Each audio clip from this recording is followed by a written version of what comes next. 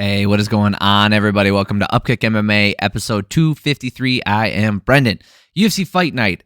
Max frickin' Holloway. That's not his nickname. It's Blessed. The best is Blessed. Max Holloway versus Arnold Allen. We're going to break down all the fights from the main card here. We're going to do the prelims in the next video.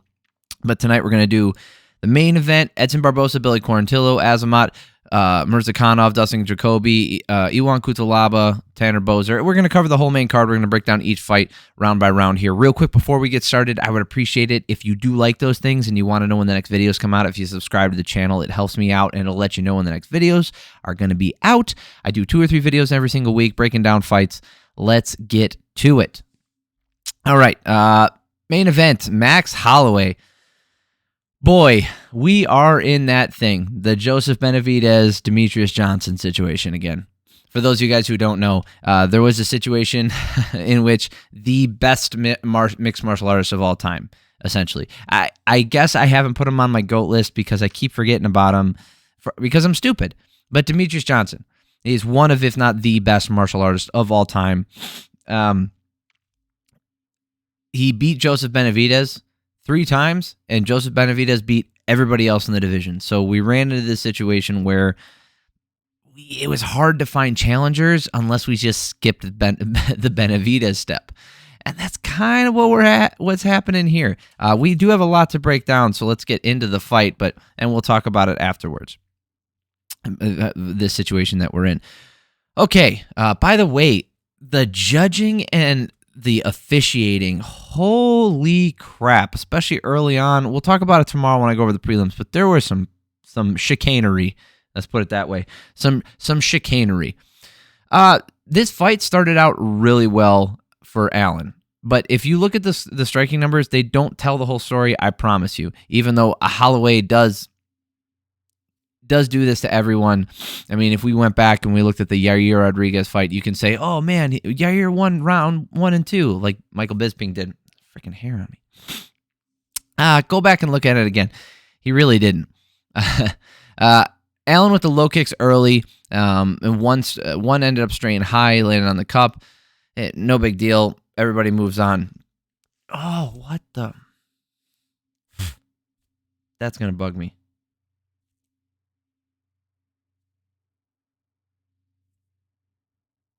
Where is this hair? Got it. Haha. Having a bunch of women in the house, there are long hairs everywhere. It doesn't matter where they are. They could be in a shirt, a sweater when you put it on. It doesn't matter where you are. And then I have dogs and cats on top of it. There are hairs everywhere in here. Vacuum cleaners, forget it. Oh, man. For dads out there, you know what I'm talking about. Max was planting as he darted in, landing a 4-piece combo. Huge left hand from Allen as Holloway moved in. Another hard left hand lands from Allen. Holloway was landing some lighter shots, but he landed with more volume. A nice left hand over the guard from Max, catching Allen pretty well. A nice knee from Holloway as Allen entered. The biggest punch of the round went to Allen, but it didn't hurt Holloway, which was part of the problem. When you land big on Holloway, he doesn't react very much because he has such a great chin. And definitely the volume went to Holloway. So you look at the striking numbers here, 27-11 in favor of Hollywood, in favor of Holloway here. And I gave him that first round 10-9, but it was not so big as to say like, oh man, Holloway ran away with this one. Absolutely not. It was very close. Another huge left hand and a right from Allen to start the second round. Allen landed with a hard left and a right, but Holloway just ate it again. So he landed some really good shots early on. Allen landed a left again. Holloway became the first UFC fighter in this round. He became the first UFC fighter to land 3,000 significant strikes. That is incredible. Holloway was on the back foot for most of this round. He started to land with about 1:30 left. He started to pick it up, and he actually outlanded Allen in this round because of it. Holloway turned it up near the end of the round, landing body kicks hard. The round goes to Allen, in my opinion. He got out in front with those big shots and landed more damage. So yes, if you look here, he was down in the striking numbers, 25-19, still in favor of Holloway. Holloway won every single round in terms of total significant strikes landed, but it doesn't tell the whole story. Watch that second round. It's really close. If you gave it to Holloway, I understand it's not a robbery, but I gave it to Allen. We'll look at the judges' scorecards and see how they had it at the end of this. Holloway moving forward, landing the 4-strike combo like he did in the first round. He landed that again here in the third. Allen landing a left hand again. Holloway was keeping up the volume, and Allen just not able to hold pace. I thought he was about to walk away with this one, but and then Holloway landing those kicks to the body while he was able to keep the pressure on in this round. So Allen wasn't able to keep pressure, and Holloway just took over this round. I figured, oh man, he's going to walk away with this one. It's going to be a normal Holloway show. 33-14 significant strikes in the third round in favor of Holloway yet again. And like I said, I thought it was going to be the end for Allen pretty soon, but I was wrong. The body shots from Holloway were adding up. I wrote they have to be adding up, but Allen didn't show it. Allen was not pushing the pace like he was earlier in the fight. He was letting Holloway dictate. And because of that, he wasn't able to land the amount of shots that he needed to. That being said, he did land a straight left, and then Holloway landed a straight right back at him. Another great left hand from Allen. Allen did better in this fourth round, keeping up the pressure, but he didn't land as much as Holloway.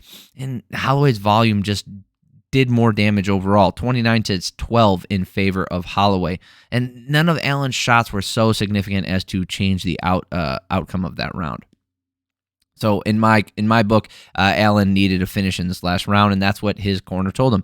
Allen asked, "Is it World War III?" And they were like, "Yeah," which is pretty fucking cool. It's kind of just saying like, "Yeah, dude, you got to go out there." And when he came out, that's what he did. He blitzed forward, nice left hand from him, staying in there, landing some really big hooks, throwing big. Holloway kind of took over the middle of the round. Holloway countered well, landing a knee to the body and a spinning elbow. Holloway with a shot to the body again. Allen got in on the clinch, which I thought would be his enemy, knowing he needed to finish. Back in the center, Holloway kicking to the body again. Allen landing a right hook and then a left. Allen with a head kick, chasing him down. Allen catches a body kick. He kicks the legs out of Holloway. And then moves in. He clinched one more time. I didn't know why he was doing that. And then he went in for a barrage at the end, trying to recreate the Ricardo Lamas, Max Holloway stand right here and swang and bang for the last 10 seconds. And he got the worst of it. Holloway got the best of it yet again. Focus, camera. I had it 48-47 for Holloway. This last round, I still gave to Allen. If you look at the striker numbers here, 33-20 in favor of Holloway yet again, but Arnold Allen landed some serious damage early in the round and later on. I felt like he did more damage, even though this round, again, was close. This has to keep Allen's stock high. We'll talk about that in a second. Max was saying to the crowd to cheer for Allen. Hey, when this guy gets on the mic, cheer for him, don't boo him. That was pretty freaking cool. I did like that. Real quick, let's go look at the scorecards. I don't think we're going to find any surprises here. Chris Lee and Saul D'Amato both having all round 1 through 4 for Holloway. Not egregious. I think that's fair. Travis Busking had it how I had it with round 2 for Allen. Does that mean I'm bad? Does that mean he's good? Neither. It's round 2 was a bit of a swing round. Round 4 was the swing round. I thought round 2 should have gone to Allen, but I totally understand it going to Holloway. So now let's look here. What does this mean? Oh boy, Max Holloway. Oh no, this ain't gonna be good. It's just not gonna be what we want to see here. Look at his losses. So he hasn't lost a non-title fight since 2013, and that was to Conor McGregor. Before that, it was Dennis Bermudez in a split decision in which I remember that fight, and I had Holloway winning. And then, obviously, he goes on this crazy streak. He gets the belt. Best is blessed. He beats he loses to Dustin Poirier, even though he outlands him. He just took more damage in that fight. And then he also went up a weight class and tried to get the 155 interim belt. And then beats Frankie Edgar, kind of like a farewell to Edgar there. And then he loses to Volkanovski twice, destroys more people in the division, and then loses to Volkanovski again. What do we do? Right? What does the UFC do? How do they make this interesting? How do they say, hey, he has 3 losses to the champion. How do we give him a fourth fight? Because he's cleared out the division. Look at this division. Brian Ortega, beat him. Yair Rodriguez, beat him. The fact, Yair Rodriguez, in my opinion, should not be the number one contender. I don't care who he just beat. They're only doing that because they put a belt next to his name. And this is not a knock on Yair. I thought he did a great job fighting Josh Emmett the way he did and beating him the way he did. What I'm saying is he should not be the number one contender. Nobody in this division, not named Volkanovski, has beat Max Holloway, so nobody should be above him. I don't give a shit. I don't care. I don't care. I think it's bullshit. He's beaten Yair Rodriguez, Brian Ortega, Arnold Allen, has not fought Emmett, has not fought Korean Zombie, I don't think. Beat the shit out of Calvin Kattar. I don't think Giga hasn't been up there yet. And I don't know if he's fought these guys. I don't think he's ever fought them. But that's because they're newer to the division, newer in the rankings to the division. Max Holloway's been up here for so damn long. He's only been fighting the people looking for the number one contender spot. But he's beat everybody in the top 5. Well, not Josh Emmett, like I said. But anyway, he's beat everybody up here. What are you going to do? Make him fight Emmett, who's coming off of a loss? Bullshit. Make him fight Ortega, who's coming off of a loss to Yair? Bullshit. He just beat Allen, undefeated in the UFC.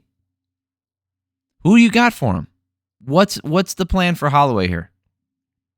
I just wish Holloway could fight at 155. I wish he wasn't giving up size. I wish he could, his power carried up there and his tactics handled.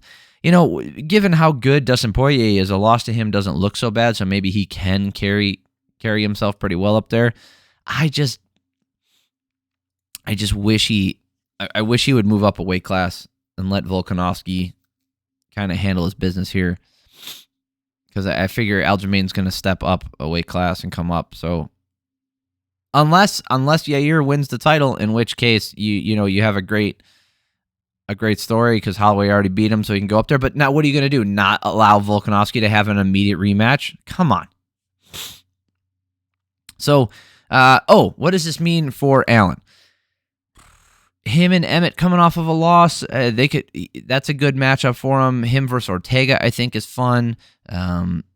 Him versus the Korean Zombie, although I think is one-sided, but could be fun. Him versus Calvin Kattar has already happened. Giga would be fun. Lots of good matchups for him, but I hope his stock doesn't drop. I hope he keeps his rank. I hope nothing changes here except maybe Max Holloway takes the number one spot like he deserves, but that's not going to happen. So, great fight, great performance from both guys. I think Max Holloway's still going to be around for a little bit more here, and Allen is just going to, I think he's just going to have to wait his turn. I think he's going to have to wait till some of these guys age out. So maybe if it was me and I had the money, I would sit out like a year, maybe a year and a half, maybe take a good get well fight or something like that. I don't know, but train really hard, stay fresh, that kind of stuff, work on my skills, wait till some of these guys age out or the division shakes up a little bit and kind of figures it out, because he's one of the younger guys. And then come back in here and possibly, fight for a title. That would be my guess, because I just don't know how he gets it right now. Edson Barboza versus Billy Quarantillo.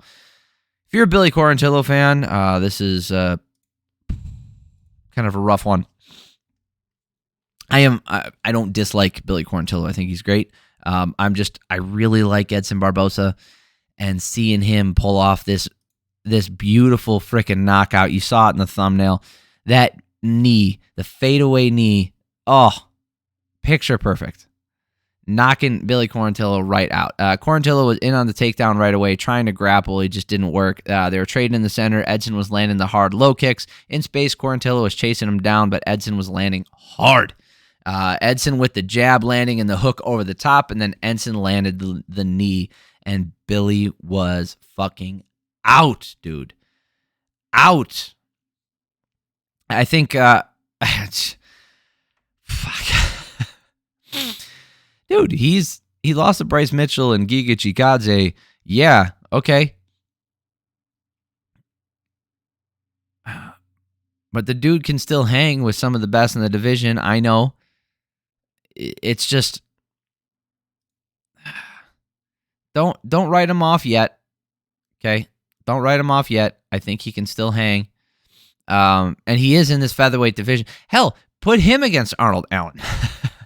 I think that would be a fun one. I don't think they fought yet, did they? No. They didn't fight. Nope. What am I thinking? Of course they didn't fight. But I think he should keep his ranking. I don't think that his stock drops. I don't know if it can go up any. But there's lots of people in this division that can fight him, and I hope he's not just fighting guys down the rankings from here on out and being a gatekeeper. I don't think that's cool. I think Edson has it in him to make one run. Do I think he's ever going to get the title based off of his competition in this division with the wrestling ability, the all-around ability, the cardio in this division? No. But crazier shit has happened, and I'm down for him fighting for, in the top 10, top 5, throwing spinning kicks, kicking people's legs out, making people hate their life in there. I'm down for it. I love watching Edson Barboza fight. So much freaking fun. Great win. I'm so happy for him. Dustin Jacoby taking on Azamat Murzakanov. Jacoby. He had an opportunity. I really think he just, oh man, that second round. The last couple seconds of that second round is what screwed him here. Jacoby was staying on the outside. Murzakanov was swinging hard. Jacoby kicking the legs out, trying to counter, but Murzakanov was landing with some of those really big shots. Murzakanov landed to the body well, then a jab took Jacoby off of his feet. Murzakanov was able to land way more big damage that round. He was ahead on striking numbers as well, 25-19 for significant strikes. I had him 10-9. And then Jacoby sticking to the legs, leg kicks early in the second round. Murzakanov landed that hard looping punches again, tried for a takedown. Jacoby turned it right around into the clinch. Murzakanov dropped Jacoby with a left hand right at the end of the round, and that took it for me. I gave it 20-18 for Murzakanov. I think if he doesn't land that, I think Jacoby did enough in that round with the control time and the damage on his own side to keep it, but it just didn't work out that way. So he was down 2 rounds. Nice left hand from Jacoby. Hurt Murzakanov for a second in this last round. Murzakanov was landing some of those big shots, but Jacoby was staying in there and landing some great ones of his own. Azamat was tired, and his hooks are missing now, trying to grapple and coast to a finish. Jacoby with 2 takedowns and landing some damage. Jacoby with the grappling, I think, cost him in this last round. I think he won this last round, but I think it kind of cost him the fight. An opportunity to win the fight. Murzakanov is not a 5-round fighter. I did have him winning 29-28, but if this is how he plans on fighting for 5 rounds, not that this is necessarily the case, but if this is how he plans on fighting for 5 rounds, that's not a good sign. No, he was extremely tired, and to be honest, it's one of those guys who could look real good over the first 2 rounds and then never can make it the full 5, and he could still be a title contender. Lots of guys do that. We've seen it all over the place. We've seen it up and down the rankings. Less likely in the smaller weight classes, but in these bigger weight classes, absolutely, I could see it happening. Tanner Boser dropping down to light heavyweight to take on Iwan Cutelaba. Cutelaba, I think this was the fight for his UFC job. That'd be my guess, because I would have kicked him out after this. Looking at his 3 losses before, and then 3 losses before. 3 losses in a row and then beating Devin Clark, and then 3 losses in a row and now beating Tanner Boser. It's exciting because it's all mostly finishes here, but he was basically fighting for his job. And Tanner Boser came down. He was looking fine, I guess. It's just he was playing that game with power, and I just don't understand why. Iwan landed a hook early on. Cutelaba landed a right hand on Boser, and he got wobbled. Cutelaba got the takedown, landed some damage, and I thought the stoppage was early and weird. Boser was standing up. Now, do I think the wrong guy? Is it as egregious? No. But looking at Keith Peterson did it. He probably knew what he was doing. That's not... Boser's arm was, stuck because he had the overhook still, or he was digging for the overhook. It was pinned behind him, and Cutelaba was landing punches. Free punches. Got it. But Boser worked his way up. Okay, he was working his way up, standing up as he's taking punches, sure, but he's standing up to get a better position, and that's when the fight gets stopped. While he's standing up, never once did he drop back down to his knee, didn't drop to his face, didn't look like he lost consciousness, none of that. I thought that was a bad stoppage. Bad stoppage. I don't agree with that one. And if you look at the details on why it's a punches to head on ground, no, it wasn't. It wasn't. Because go back and watch it. The fight was not stopped when Tanner Boser was on the ground. That's stupid. Yeah, I'm not happy about that one. Yeah, I'm not a Tanner Boser fan. I just thought that stoppage was freaking horseshit. Okay, Pedro Munhoz versus Chris Gutierrez. If you guys don't know my story, I met Chris Gutierrez on randomly on a hike in the middle of Arizona. I think we were in Sedona at the time, and I met him on the hike. If you guys have heard the story before, I'll keep it short. Coming back, nobody recognized him. I said, "Hey, you look like a UFC fighter," and he's like, "Which one?" And gave me like a little quiz. It was super nice, super cool to meet him. Just said hi. We're on our merry way. I know, like, this was not a UFC event, right? He's not there to take pictures. He's there to enjoy the nice weather. So I just said I appreciate him, appreciate his fighting, and I wish him the best of luck. So the reason I put that out there is, like, I'm always going to root for him. Yeah, he was really nice to me. He was super cool. He didn't have to be. He could have ignored me or been like, "Dude, get away from here. I'm trying to enjoy my day." And he just wasn't. He was nice. This fight did not go his way. Gutierrez with those kicks, low kicks, great as usual. Munhoz landed a left-hand counter to a leg kick that put Gutierrez down. I don't know if it was all power or if it was a little bit off balance, but it was enough to put him down. Munhoz tried to toe hold for a second, which is weird, and Gutierrez got back up. Munhoz rolled for a leg lock, and then he missed that, and then they get back. They start trading. Gutierrez needed to use his jab, but he lands a spinning elbow that was beautiful and a spinning kick to the body right at the end of the round. Munhoz had dropped him and had that control in that first round. Obviously, it's a 10-9 for him. No question for me. Even though Gutierrez outstruck him here, Munhoz just did more damage. But this last round, we're going to talk about this last round. Second round. Munhoz with the pressure trying to keep Gutierrez near the fence. Gutierrez landing that low kick regularly and landing the jab as well. They're pretty even this round, so the pressure is what taking it from Munhoz for me with 2 minutes left. The round has to go to Munhoz. It was close, but neither guy separated themselves with the damage and the control time. The cage control is really what separated it, and that's kind of crazy because you look at the striking numbers here, 24-20 in favor of Gutierrez, but neither one of them, like I said, separated themselves as far as damage. I didn't feel like anything Gutierrez did really put him way out ahead on the damage. So the pressure from Munhoz is what did it. But that was a very close round. I still gave it to Munhoz. Last round here, Munhoz with hard pressure again. Gutierrez landing really good counters. Pedro landed a right hand that was pretty nice. Pedro was the only one committing, and he's exiting really well, not to catch a huge shot from Gutierrez in here. But Gutierrez landing a combination as he was backing up. Beautiful shots all the time. Gutierrez landed an elbow. Pedro entered that. As Pedro entered, the last round goes to Gutierrez. No question for me. And he did way better in this round, but he loses on my card 29-28. Look at the striking numbers here, 39-30. 9 additional strikes that he landed. How about control time here? 0. Okay, how about pressure? Sure, but the damage went to Gutierrez in this round. Munhoz did not land more damage, and here's why I think we have a 30-27. Okay? We'll pause. We're gonna focus a little bit on this one, just a little bit, because this is... Oh, that's the wrong one. There we go.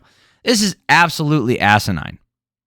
Brian Puccio or Pucolo or Puccio, whatever his name is. Okay, I'm sorry if I mispronounce it, and I'm not trying to offend you. My bad. I am going to criticize your judging ability, though. Travis Boosking again and Henry Guerrero. You all suck. Let's see who is judging the first one. Oh, Guerrero. No, but he's the one who got it right. All over the fucking place. All over the place, y'all. Sorry if I'm making you sick moving the screen up and down like that. This last round was a really good litmus test as to who was judging that night. And again, I've been calling it out for a long time. Right, for months now, if not a whole year. Saul D'Amato is not the worst judge that we see. Derek clearly has been bad. We've seen Adelaide Bird pull up some stinkers, but it's these ones. The guys that do not judge a lot, that are clearly just from that town or wherever it is, they're not the ones flying all over the country. They're just doing local. They're not ready for prime time. They shouldn't be doing that. They should be down in the amateurs, right? They are not ready for professional judging because you're taking away people's money. That's not cool. And the amateurs, you make a mistake. Yeah, it can look bad on a guy's record, but nobody gives a crap about the guy's amateur record. If you're 1-15 as an amateur and 10-0 as a pro, who gives a shit if you lost 14 fights as an amateur? Nobody cares. So, this is like I said, a litmus test to look at who's judging tonight. What are they looking for? What were they looking for in this last round? Now, I don't think it's so egregious, but I think it's a really good way to show not a single one of them picked up on the fact that Gutierrez landed more strikes. I didn't even see it on the striking numbers. I just knew he landed more, and I knew he landed more damage in that last round. Damage is the number one scoring criteria. It doesn't matter how much you hold a guy down or push him against the cage, especially just control position, right? Have your ass closer to the center of the octagon. That does not make you a better fighter in that round or land or do more in that round if you took a ton of damage. Now, Pedro Munhoz landed a decent amount of damage here, but he didn't do enough. Gutierrez should have won that last round. Okay. Congratulations to Munhoz, though. He really needed that shit. Coming off of 3 losses in a row to Jose Aldo, Dominic Cruz, and then Sean O'Malley, which, got turned over to a no contest from an eye poke. Man, so many no contests lately. I feel like last year there was a ton, and the year before that there was a ton of no contests. I don't feel like there's as many this year so far. Or the year is young. We don't know yet. Okay, let's talk about one more fight here. And we'll talk about Clay Guida taking on Rafa Garcia. Now, again, state my bias up front. I am a Clay Guida fan. When someone's from Illinois, it already gives me an inkling that I might be a fan of you regardless. And then Clay Guida's fight style, the fact that he's been around for so long, everything about, I've always liked him. I still like him. He's getting old. He is. Rafa's not that great. Rafa's a decent fighter, but he's not a world beater, right? I think he's a good like level, like 30 in the rankings type of fighter at lightweight here. Maybe a little bit lower than that, but that's what I'm saying is like lightweight has so many skilled fighters. I don't think Rafa has what it takes to become the like a top 10 fighter even. I just don't see it in him. He could prove me wrong. I could be wrong. It's just not what I see. All right, Guida with the pressure, landing decent hooks. I can't tell who's getting the better of the exchanges early on, but then later on, Rafa was doing a better job with the jab and the straight shots. Rafa won that round with the jab, to be honest, in that first round. Keep that in mind as we go forward. 10-9. He did outland him 34-23.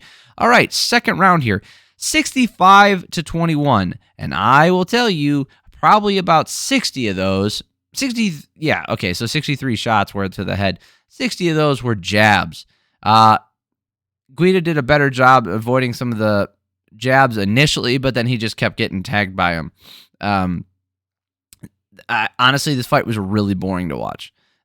It takes two to tango. Part of that's Clay Guida's fault, and part of it's Rafa's fault. It's not fun to watch. I just wrote down jab, jab, jab, jab, jab. Because that's all it was. It was just a jab. For 5 fucking minutes, watching the second round, watching a guy jab. Not fun to watch. Rafa went for a takedown with 40 seconds left in this. This last round was more interesting. He did outland him 42-19, and then he went for a takedown with 40 seconds left. Why? He was in no danger. I think he was just trying to mitigate risk. I don't know. I just saw that and I'm like, okay, fuck it, whatever. But he didn't get the takedown. He didn't do anything with it. I had him winning 30-27. Clay Guida took his gloves off like he was going to retire, and then gets on the mic and says, he's like, tricked you just to get some mic time. So I thought that was pretty fucking funny. Awesome. And he traded gloves with Rafa. He was super respectful about it, saying that he wanted, that he shared that this guy was a warrior, and being Clay Guida, really respectful, that kind of stuff. That's it though. That is it for all the fights on the main card. I will cover the prelims tomorrow, so if you're waiting for that, check in tomorrow. Appreciate you all for making it this far. If you have made it this far, go ahead and subscribe to the channel because you'll like the stuff that I do mostly. This is what I do, breaking down fights round by round, 2 or 3 videos every single week, breaking down the UFC, Bellator, PFL, 1FC. Yeah, if you guys didn't check it out, the PFL 3 was this past weekend. We're still in the weekend. The hell am I talking about? It happened yesterday. PFL 3, if you haven't checked out the video, that's my last one. Go check that one out, please. If you're interested in the fight breakdowns. I really do think the PFL is worth watching. I know some people have their... Do something for me. If you made it this far in the video, I appreciate you. I really do. Thank you so much. Just really quick aside here. If you like fighting, the PFL does have some good fights. Now, how to watch the PFL. Start about an hour after. Start watching it about an hour after the event starts, and then just fast forward through the commercials and the talking if you're not interested in it. And you should catch up midway through the main card, or maybe you'll catch up a little bit earlier, depending on if there's lots of finishes. Or heck, you might catch up right at the main event. So that way, yes, the pace is a little bit slow, and some people get sick of the talking. I actually like Kenny Flory and Sean O'Connell, good grief, Randy Couture. So I like them, and I think they're fun to listen to. So I'm actually a fan of their banter. But do me a favor, try watching an event. Okay, maybe wait. Or here's the thing: wait till the next day. It's on ESPN Plus. If you're watching the UFC, you can watch this. It's just as easy. Just go up to PFL. It's right there for you. Okay, you can fast forward through all the things just like you do with the UFC. Everything's the same. But do something for me. So wait till the event's over if you're skeptical. Right? Look at watch one of my videos if you want. Watch somebody else's video. I don't care. It's just about you trying to get some more fights in. Watch somebody's video on it. Read up on some of the reviews. See if the event had some fun fights, and go ahead and watch it. Maybe just watch those fights if you're just interested. But there are some really good fights in there. There's some really talented people fighting in the PFL, so I recommend it. All right. Thank you. Rant is over. I appreciate y'all. I hope you guys have an amazing week. Love you.